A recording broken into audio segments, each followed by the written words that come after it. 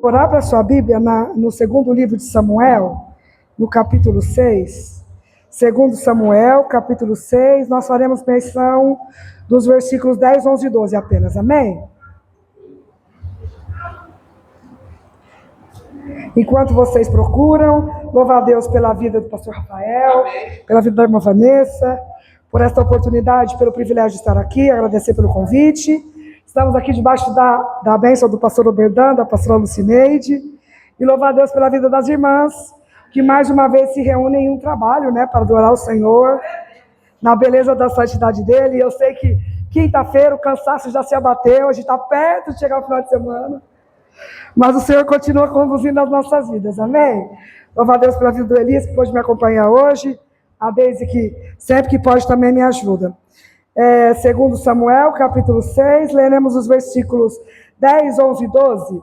A minha versão aqui diz assim: assim Davi resolveu não levar a arca para a sua cidade de Jerusalém. Em vez disso, ele mudou de direção e a levou para a casa de Obed-Edom, que era na cidade de Gate. 11. A arca da aliança ficou ali 3 meses e o Senhor abençoou Obed-Edom e a sua família. O rei Davi soube que por causa da arca, o Senhor havia abençoado a família de Obed-Edom e tudo o que ele tinha. Então tirou a arca da casa de Obed-Edom e com grande festa a levou para a cidade de Davi. Pode se assentar dando glória a Deus. Senhor é bom, misericórdia dele mais uma vez nos alcança. Amém, irmãos? Alguém aqui consegue se lembrar como se comportou quando precisou ter um objeto de valor em casa? Já aconteceu de você precisar guardar, sei lá, um objeto valioso que não é seu, na sua casa, e você assim, meu Deus, e agora, como é que eu guardo isso? E se o ladrão aparecer, como é que eu faço? Não sei se já te aconteceu, mas comigo já aconteceu.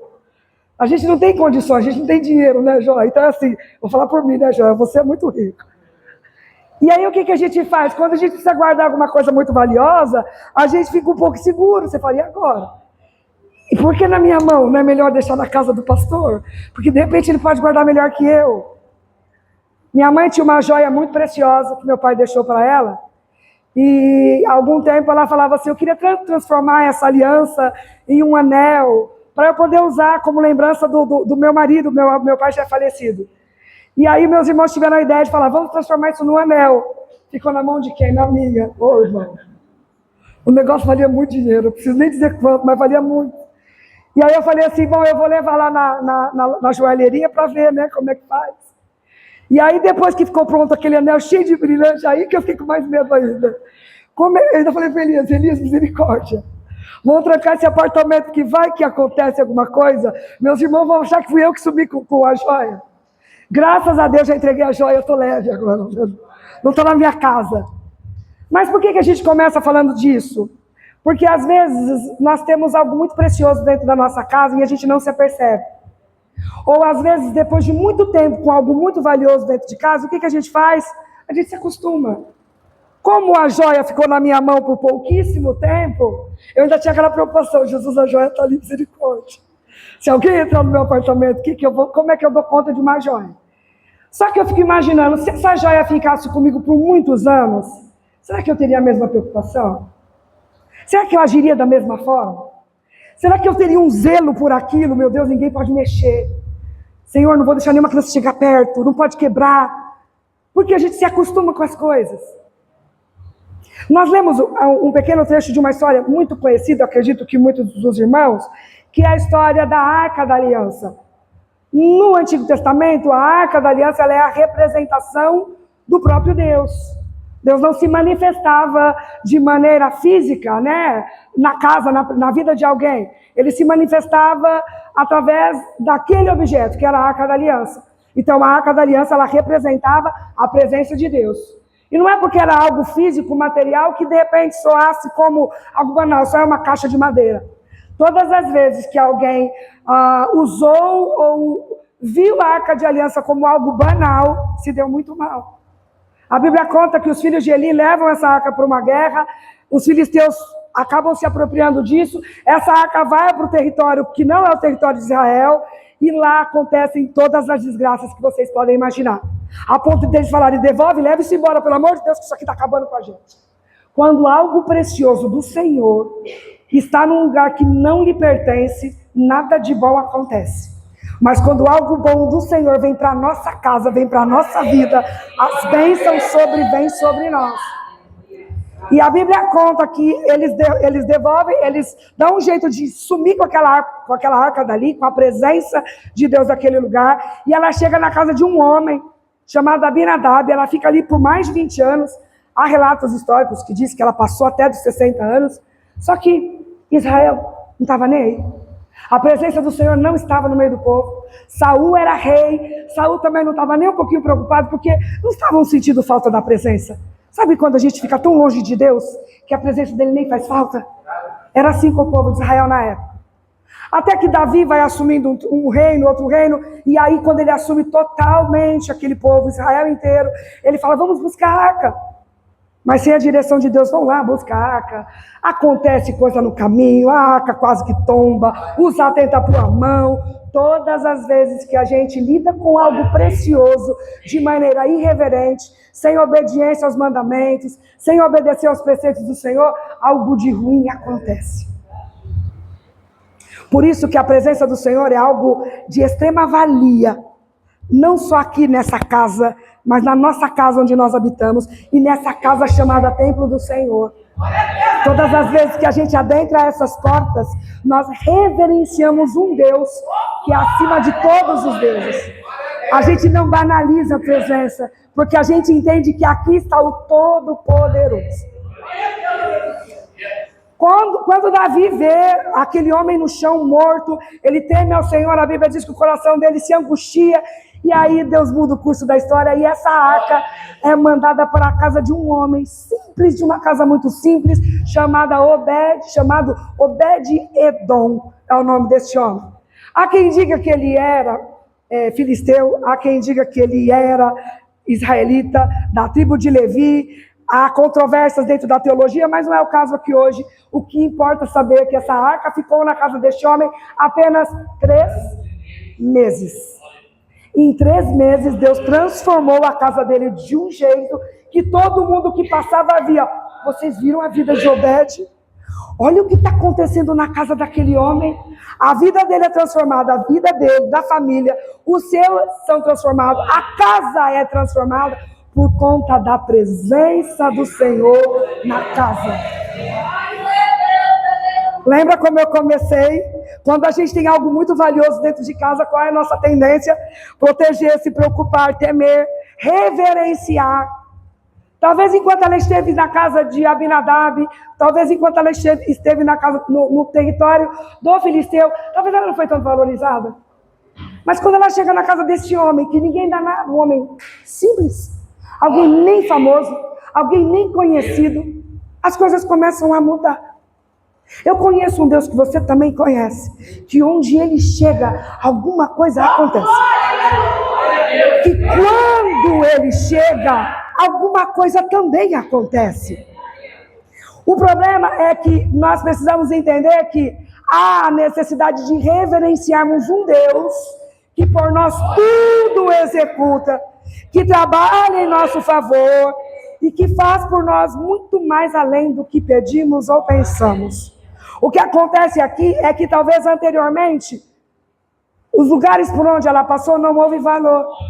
Talvez olharam assim, só é uma arca, só é mais um culto, só é mais uma igreja, só é mais uma irmã pregando, só é mais aquela irmã lá cantando.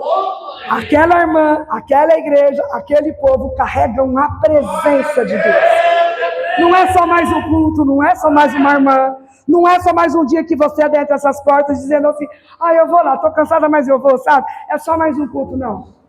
Quando a gente vem para a casa do Senhor, nós precisamos sempre vir com a expectativa de algo novo do Senhor para a nossa vida. E é isso que o Senhor me traz a fazer hoje aqui. Trazer para nós a esperança da expectativa. Sabe por quê? Quando eu me acostumo com a presença, não acontece nada. Aquilo algo valioso vai ficando ali, e eu vou deixando. e eu vou ignorando, e eu vou deixando passar, eu penduro a harpa no salgueiro, eu deixo a Bíblia empoeirar, porque é só mais um dia, é só mais uma igreja, é só mais um dia na caminhada com o Senhor. Não nos esqueçamos de que quando Ele está na casa, nós precisamos reverenciá-lo. Mas na nossa casa, como é que é? Como é que é lá em casa? Será que eu só me preocupei em valorizar aquele anel valioso que apareceu na minha casa? Ou todos os dias eu consigo me lembrar de que, independente do que eu tenho lá dentro, há o Senhor dentro da minha casa? Quando é que a gente estabelece o reino do Senhor dentro da casa da gente? Quem é que define que o Senhor vai entrar lá na nossa casa e Ele vai fazer morada? Será que Deus tem tido espaço dentro da nossa casa, eu digo residência? Ou será que lá está sobrando espaço para muito mais deuses, ídolos? Quem é que está ganhando o primeiro espaço lá? Quem é que está sendo o destaque na nossa casa? Porque a gente se acostuma com a presença e a gente vai se acomodando. Mas Deus é um ser que se relaciona conosco todos os dias. E assim como a gente molha uma planta e rega, e cuida, e trata, e zela, o nosso relacionamento com Deus também é assim. É uma caminhada que até a Canaã celestial implicará em compromisso com Ele. A nossa casa precisa ser um lugar onde Ele reina, onde Ele habita, onde Ele governe e onde Ele tenha espaço. Mas para quem é o espaço da nossa casa? A gente sabe que aqueles que não têm o Senhor Jesus e que acreditam às vezes em ídolos físicos, eles têm lá na casa, né, um espaço para o altar. Eles colocam as oferendas dele diante do altar, às vezes, todos os dias. Eu conheço pessoas que todos os dias fazem a oferenda lá para o seu santo. E a gente critica, né, aquele povo tudo idólatra. Mas já reparou que a gente passa tanto tempo diante de uma outra idolatria? Às vezes a gente leva muitas horas do nosso dia de frente de uma televisão, às vezes assistindo alguma coisa que não tem nada que condiga com o que a gente acredita. Às vezes a gente passa tempo no nosso celular ali, ó, aquela tela infinita que nunca acaba, vendo coisas que não agradam ao Senhor, perdendo tempo com coisinhas mínimas, e o Senhor ali do lado só dizendo: eu continuo aqui, eu continuo disposto a te ouvir, eu continuo disposto a fazer pela tua casa o que você me pedir, eu continuo da casa, é você que não me procura. Não se acostumar com a presença. Eu acredito que é o que aconteceu na casa de Obed-Edom. Não é ele quem diz que a casa dele sofreu transformação. A Bíblia conta que era visível. O versículo que eu li diz assim, ó: a arca da aliança ficou ali 3 meses e o Senhor abençoou ele e sua família. E o rei soube que por causa da arca o Senhor havia abençoado Obed-Edom e tudo o que ele tinha. A notícia vai chegar. Você viu o que Deus está fazendo na casa do irmão tal? Você viu o que está acontecendo na casa da irmã fulana? Parece que tem havido uma mudança ali dentro. Sabe o que houve? Você voltou a revalorizar a presença. Você voltou a deixar a presença em primeiro lugar. Ele tem pressa em se colocar como o primeiro na minha casa e na sua. Porque a Bíblia diz assim, ó: eis que eu estou à porta e bato. Se alguém abrir a porta, eu entrarei. A bênção na casa de Obed-Edom, ela alcançou a casa inteira, a família inteira. Aí você vai me dizer assim: mas irmã, meu marido não é cristão. Ou você vai dizer: mas o meu filho não é cristão, mas a minha esposa não é cristão. A minha Bíblia e a sua diz que quando a mulher, ela tem ao Senhor, pelo comportamento dela, ela santifica a casa dela. O homem que teme ao Senhor, pelo comportamento dele, ele santifica a casa dele. Eu não sei se na sua casa há pessoas que têm Jesus e não têm, mas se você tem Jesus, você carrega essa presença até a sua casa e você santifica a sua casa. Sabe por quê? Todos os que nos veem precisam respeitar a presença que a gente carrega. Às vezes você tem que lidar com pessoas que dizem assim: o que você faz, hein? Ninguém entende a autoridade que o Senhor carrega. Ninguém entende a autoridade que a senhora carrega. Porque você tem uma presença dentro de si que faz você caminhar E você passa nessa vida diante de tantas agruras, diante de tantos problemas, e você continua vencendo. Por que você continua vencendo? É a presença do Senhor que está sobre a sua vida. Paulo diz assim, ó: se uma mulher tem marido descrente e ele se dispõe a viver com ela, não se divorcie dele, pois o marido descrente é santificado pela mulher, e a mulher descrente é santificado pelo marido. Se assim não fosse, os seus filhos seriam impuros, mas até os filhos são santos. Você carrega a presença? Leva essa presença para casa hoje. Independente de quem mora lá. Leva contigo a presença. Aprende a fechar a boca e apresentar um testemunho que convença. O problema é que a gente fala muito, né, pastor? Aí a gente chega em casa e fala. Aprende a fechar a boca. É o nosso testemunho quem nos precede. A gente não precisa de muito blá blá blá dentro de casa para convencer marido, esposa, filhos a receber Jesus. Faz que nem minha mãe: eu vou entregar na mão de Deus. Não é na ameaça não, mas com os filhos às vezes é assim, né? Eu tinha uma irmã que de vez em quando ela queria dar uma... Minha irmã falava assim: a partir de hoje você está na mão de Deus. Eu já disse para ele que você é dele e eu não vou mais perder meu tempo me preocupando com você. Irmão, quando Deus pega, mas volta tão pianinho. Entrega na mão de Deus, irmã, para de sofrer. Para de perder noite de sono preocupado com o filho, com o marido. Deixa na mão de Deus. Ah, irmã, mas saiu e não teve hora para voltar. Estou até agora acordada. Irmã, dorme. Entrega na mão de Deus, que a sua confiança tem que estar nele. E é o Senhor bradando com alguma irmã que para de perder noite de sono por causa de marido e de filho. Ora, entrega e descanse, porque é Ele quem salva, é Ele quem restaura. E a Bíblia diz que você santifica a tua casa quando você tem um testemunho de cristão. Você carrega a presença. Só que temos um problema: a gente quer Jesus na nossa casa. Só que às vezes você pergunta assim: ele pode entrar em qualquer cantinho, irmão? Então, irmão, Jesus até pode entrar na minha casa, sabe? Mas naquele quartinho lá, mas naquele... Não. Ou ele está na casa toda, ou ele não está na casa. Porque ele é tão poderoso que ele ocupa todos os espaços. Não adianta dizer assim: ó, vou fazer que nem aquele povo lá, põe um altarzinho aqui, aqui ele fica. Dessa porta para lá ele não passa. Ele precisa ter liberdade para estar dentro da sua casa. De madrugada, ore pela cabeça dos seus filhos. De madrugada, põe a mão na cabeça do seu marido enquanto ele dorme. Faça isso com a sua esposa. Santifica a tua casa. A bênção do Senhor chegou na casa deste homem, Obed-Edom. A Bíblia diz que essa arca ficou apenas 3 meses. E em 3 meses Deus mudou totalmente a história daquela casa. Deus não precisa de muito tempo. Em pouco tempo ele faz o que ele precisa fazer. Mas sabe por que houve mudança lá, irmãs? Porque a obediência, ela gera bênção. A presença daquela arca na casa daquele homem foi observância dos mandamentos.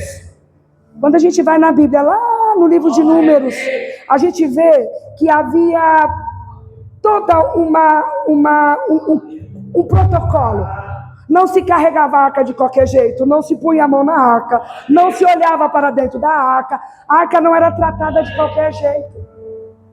Talvez Davi, quando manda a arca para a casa dele ou para Jerusalém, ele não parou para reparar que havia coisas a serem obedecidas. Por isso que há desgraça. Mas este homem, por mais simples que seja, provavelmente parou para observar a lei e perceber: opa, com a arca não é de qualquer jeito.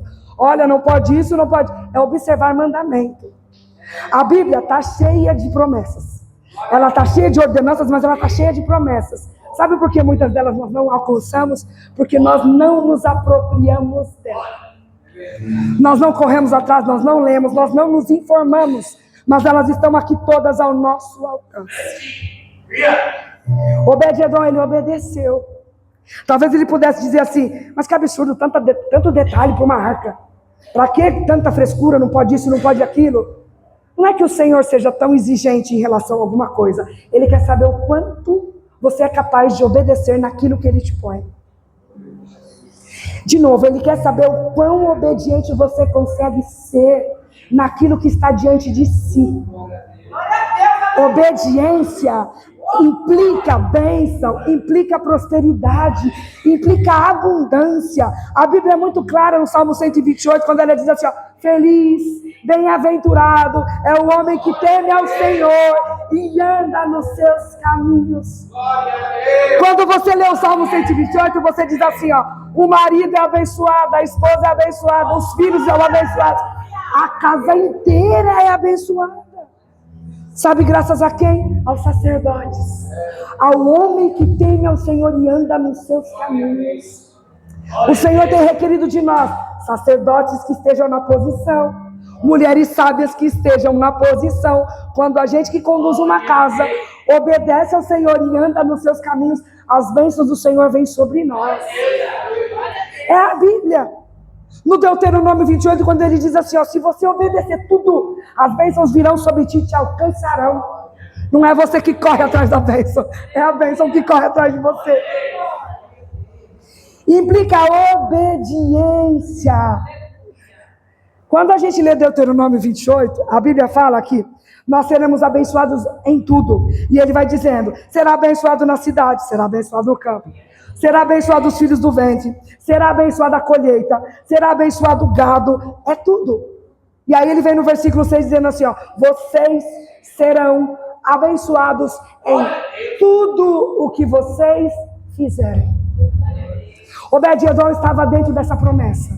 Ele aprendeu a depositar na mão do Senhor toda a casa dele, toda a família dele, para ver mudança. E essa mudança, ela veio de maneira visível a todos.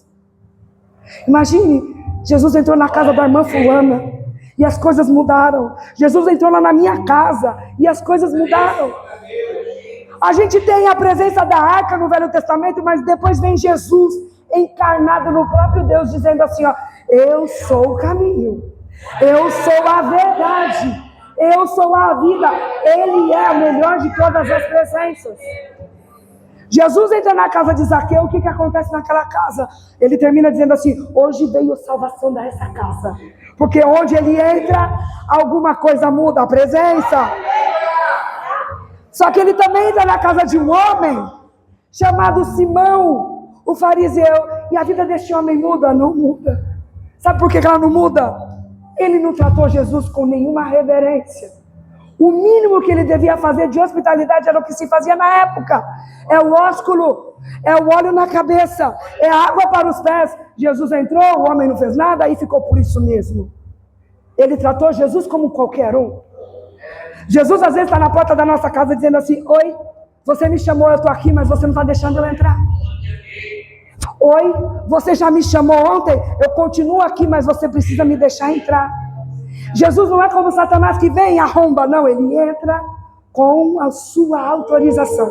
Ele não vai invadir a sua casa. Ele é educado demais para invadir a sua casa. Mas a gente precisa clamar, a gente precisa pedir. A Bíblia conta que na casa deste homem, em que Jesus entrou e ele não fez o mínimo da hospitalidade para a época, ele não fez nada, mas entrou uma mulher e fez tudo. Entrou uma mulher que não estava na casa dela, mas ela falou assim, ele é um mestre, eu vou honrá-lo. Essa mulher derrama todo o perfume nos pés de Jesus. Ela enxuga os pés de Jesus com as lágrimas dela. Ela faz o que aquele homem não fez. E sabe como ela termina? Vai em paz, que sejam perdoados os teus pecados. Isso se chama presença. A presença dele precisa ser uma constante na nossa vida. Não adianta eu vir aqui, abrir a minha boca e cantar, Jesus, tua presença é o que eu mais quero. Tua presença é o meu remédio. Eu não quero ouro nem prata, só quero que cuide de mim. Mas aí amanhã eu aceito o ouro, a prata e tudo que me derem lá fora. Ele quer uma vida de entrega. Ele quer você por completo. E ele quer dizer assim, ó, eu quero habitar dentro dessa casa chamada você. E eu quero conduzir a sua vida para a minha vontade, para a minha glória. Deixa ele entrar na sua casa hoje. Deixa ele achar espaço naquele lugar lá. Ele entra na casa de mais um homem.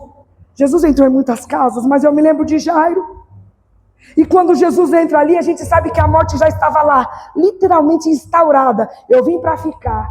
Quantos de nós Recebemos a presença da morte com frequência na nossa casa, dizendo: eu vim aqui para levar todo mundo. Quantos de nós o diabo já tentou ceifar a vida? Quantos de nós ou dos nossos o diabo já tentou arrebanhar para o inferno?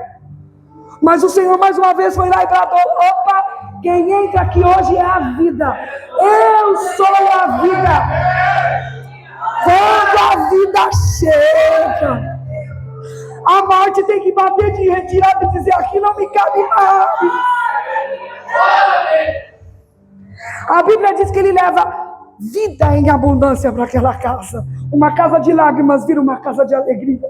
Uma casa de luto vira uma casa de alegria. Uma casa de choro, uma casa de bagunça vira uma casa organizada. Uma casa de muita briga vira uma casa de paz. Porque onde ele chega, alguma coisa acontece. Leva Jesus para casa hoje. Você ainda vai me dizer: mas só eu na minha casa que sirvo a Jesus. Leva Jesus para casa hoje. Não me importa quantos tem lá que não tem Jesus, mas você tem. Leva Jesus para casa hoje. Uma das últimas casas que Jesus entrou, antes de ser assunto aos céus, foi a casa de 2 discípulos que já tinham ido embora. É o 3º dia. Tem crente que é tão apressado, né? Ó, é o 3º dia, ele não ressuscitou ainda. Ó. Vamos embora. Será tudo mentira. Esses homens percorrem alguns quilômetros, mais de 11 quilômetros, reclamando, murmurando, resmungando. Ó, Jesus não deu minha bênção ainda. Não parece a gente? Mimimi. Olha lá, fiquei esperando tanto tempo, não aconteceu. Aconteceu na vida dele, mas não aconteceu. Para de murmurar. Ele continua caminhando contigo, dizendo assim: eu vou para tua casa hoje, eu posso? A Bíblia diz que em determinado momento Jesus começa a acompanhar esses homens e ele chama eles de tolos. Ele fala assim: ó tolos, vocês não conhecem as Escrituras. Jesus os chama de tolos. A Bíblia, no 1º capítulo do livro de Provérbios, ela diz que nós somos tolos quando nós nos negamos a conhecer o que o Senhor tem para nos oferecer. E aí Jesus, de maneira calma, didática, pedagógica, vai lembrando as Escrituras, e o coração daqueles homens vai melhorando. Mas quando ele entra na casa, quando ele parte o pão naquela casa, opa, não era ele. Por que quando ele falava o nosso coração ardia? Não era o próprio Cristo que estava com a gente até agora. Ele entrou numa casa onde estava chegando a dúvida, mas ele saiu de lá deixando a certeza. Tanta certeza que esses homens correm e voltam para Jerusalém dizendo assim: vamos lá avisar que ele está vivo mesmo. Mas parece que tem hora que Jesus já morreu, não é? Está morto de novo. A gente reclama da vida para todo mundo, menos para ele. Para alguém que está muito vivo. A gente reclama da vida para todo mundo. A gente chora para A, para B, para C, para F, mas a gente esquece de A. Entra no teu quarto, fecha a tua porta, dobra o teu joelho, conversa com quem pode resolver. Eu não posso, o presidente da República não pode, pastor Rafael não pode, mas há alguém que pode tudo. E ele continua na tua casa dizendo assim: eu continuo aqui. Você vai me chamar? Você vai me chamar para resolver seus problemas? É o que ele fala para nós hoje. Mais uma vez ele diz para nós hoje, ele brada: hoje me convém pousar em tua casa. Ele vai para o céu, ele deixa o Consolador e a gente segue com essa presença ardendo em nosso peito, fazendo a diferença por onde a gente passa. A gente segue cantando o hino 171, sabe como é que é? O Consolador já veio em mim morar. A palavra santa veio iluminar. Quero ser guiado por tão clara luz que a Cristo me conduz. Eu quero ser guiado por quem? Canta de novo comigo. O Consolador já veio em mim morar.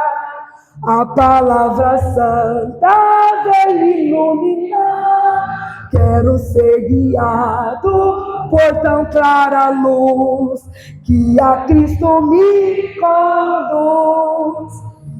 Tem que ser guiado por Ele. Ele continua dizendo assim, ó: eu quero entrar na sua casa hoje.